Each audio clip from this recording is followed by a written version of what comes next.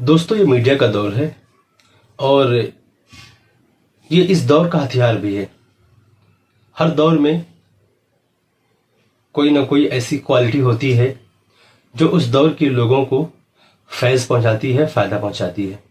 हर ज़माने की अपनी एक खुसूसियत होती है, हर काल का अपना एक ख़ास रूप होता है। तो ये जो ज़माना चल रहा है इसका भी एक ख़ास रूप है और वो क्या है? मीडिया। मीडिया इस ज़माने का सबसे बड़ा हथियार है दोस्तों। आप चाहें तो किसी को पल भर में राजा कर दें और चाहें तो किसी राजा को पल भर में रंक कर दें। आए दिन कोई ना कोई ऐसी खबर वायरल होती है, मालूम पड़ता है कि एक गांव का देहाती इंसान, एक बिल्कुल थर्ड क्वालिटी का इंसान पल भर में स्टार बन जाता है और एक बड़े से बड़ा स्टार जरा सी देर में भिखारी बन जाता है। इसी मीडिया ने लोगों को यानी अर्श तक पहुंचाया है और इसी मीडिया ने लोगों को अर्श से फर्श पे वापस पटका है। दोस्तों, मीडिया एक बहुत पावरफुल चीज है, एक बहुत ही पावरफुल वेपन है। अगर इसका सही इस्तेमाल करें तो इससे इंसानियत के लिए, मानवता के लिए बहुत सारे भलाई के काम हम कर सकते हैं। वगरना इसी मीडिया ने वो तबाहियां मचाई हैं इस दुनिया के अंदर कि आप और हम इससे बहुत अच्छी तरीके से वाकिफ हैं। इसी दुनिया के अंदर दोस्तों हिंदू हैं, मुसलमान हैं, सिख हैं, ईसाई हैं, यहूदी हैं, नसरानी हैं, यानी बहुत सारी कम्युनिटी आबाद हैं जो आपस में बड़े ही प्यार मोहब्बत से मिलजुल के रहते हैं। लेकिन यही मीडिया क्या करती है? उनको वर्गलाती है, उनको बहकाती है, उनको फुसलाती है और उनके बीच में अदावत की, दुश्मनी की बीज बोती है। हालांकि होना तो ये चाहिए था कि इस वेपन से लोगों को जोड़ने का काम करते, इसी मीडिया का इस्तेमाल करते हुए लोगों को जोड़ते, ना कि तोड़ते। लेकिन आज तोड़ने का काम हो रहा है दोस्तों। कहते हैं ना, अगर आप चाकू किसी गुंडे और मवाली के हाथ में दे देंगे तो वो किसी की गर्दन काट देगा। उसी तरीके से मीडिया है। अगर मीडिया का सही इस्तेमाल हम और आप कर रहे हैं तो इससे मानवता के लिए बहुत फायदे का काम हो सकता है। और अगर हम इसका गलत इस्तेमाल कर रहे हैं, इसका दुरुपयोग कर रहे हैं, या ये मीडिया किसी गलत हाथ में है, किसी गलत इंसान के हाथ में है, तो इससे बहुत कुछ फसाद हो सकता है और हो रहा है।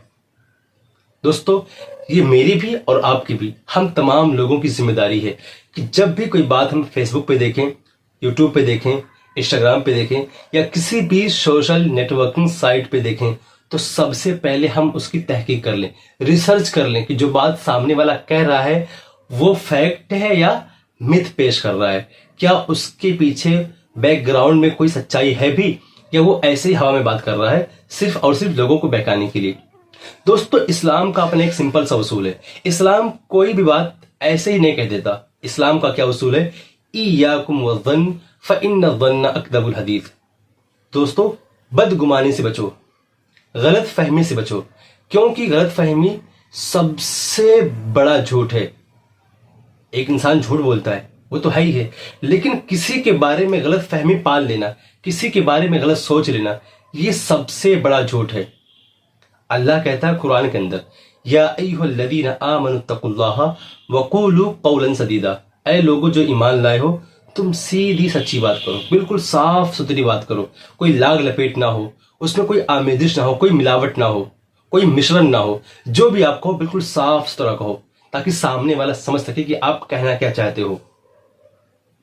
एक और जगह पे अल्लाह कहता है, या अय्युहल्लज़ीना आमनू इन जाअकुम फासिकुम बिनबइन फतबय्यनु अन तुसीबू कौमन बिजहाला फतुस्बिहू अला मा फ़अलतुम नादिमीन। कि ऐ लोगों जो ईमान लाए हो, अगर तुम्हारे पास कोई फासिक, कोई झूठा, कोई खबर लेकर आता है तो पहले उसकी तहकीक कर लो, पहले रिसर्च कर लो कि जो बंदा बात कह रहा है वो सही है गलत है। अगर ऐसा नहीं करते हो तो मुमकिन है तुम ऐसा कर जाओ कि किसी को नुकसान पहुंचा दो, तुम्हारी वजह से किसी को नुकसान हो जाए। सपोज दैट आपके बारे में कोई कहता है कि आपकी जमीन एक आदमी ने क्या कर ली है, हड़प ली है। अब आप उसके बारे में गलत फहमी पाल लो और उसके बारे में आप केस कर दो, FIR कर दो, और बाद में पता चले कि ये केस झूठा, यानी ये बात झूठी थी, उस बंदे ने ऐसा कुछ नहीं किया, तो क्या होगा? आपके रिश्ते खराब होंगे और आपको शर्मिंदगी होगी, आप पशेमानी का इजहार करोगे, आपको शर्म आएगी उससे नजर मिलाते हुए। या कोई भी बात हो, अगर आप दोबारा से ऐसा करेंगे तो बहुत मुश्किल होगी आपको।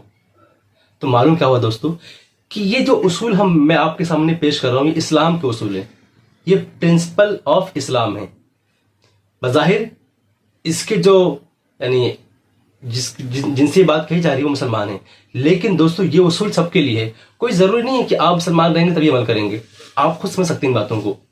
आप खुद समझ सकते हैं कि अगर किसी रिश्ते में दरार पैदा हो जाए किसी गलत फहमी की वजह से, तो फिर क्या होता है।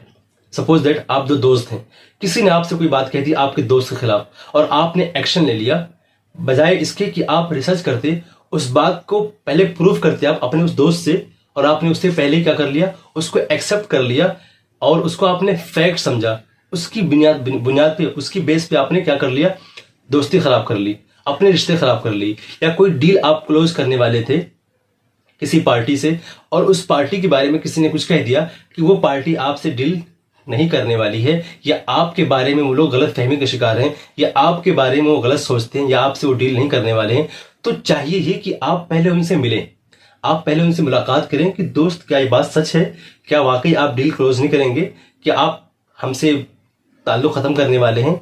उसके बाद फिर आप आगे बढ़िए। बहुत सारी बातें आप यहाँ पे आप समझ सकते हैं, क्योंकि बात लंबी हो जाएगी, इसलिए मैं अपनी बात को बहुत ही शॉर्ट में आपके सामने पेश कर रहा हूं। दोस्तों आप समझ सकते हैं कि जो भी चीजें हैं, जो उसूल इस्लाम ने पेश की हैं, वो तमाम मानवता के लिए फायदेमंद हैं, उसमें तमाम इंसानियत के लिए बेनिफिट है। आप इस्लाम को समझें ना समझें, लेकिन इस उसूल को आप समझ सकते हैं। तो जो मेरे कहने का जो मकसद है दोस्तों, वो ये है कि इस्लाम के बारे में अगर कोई आपसे कोई बात कहता है, या किसी मुसलमान को आप देखते हैं किसी अमल को परफॉर्म करते हुए, किसी एक्शन को परफॉर्म करते हुए देखते हैं, आप किसी इंसान को कोई अमल करते हुए देखते हैं जो कि मुसलमान है, तो आप उसको देख के जज मत करिए। डोंट जज a book by its cover. किसी मुसलमान को देख के जज मत करिए कि वो इंसान गलत है या उसका जो धर्म हो गलत है। मुमकिन है कोई बात हो, वो इंसान तो गलत हो सकता है दोस्तों, पर जिस धर्म को फॉलो कर रहा है वो गलत नहीं हो सकता। पास में आ रही दोस्तों। तो आपसे कोई भी कुछ कहे इस्लाम के बारे में, मुसलमानों के बारे में, तो अल्लाह ने आपको आंखें दी हैं, आपके कान हैं, आपके पास दिल है, आपके पास दिमाग है। आप सोचिए, समझिए, रिसर्च करिए और फिर कोई फैसला करिए। शुक्रिया दोस्तों।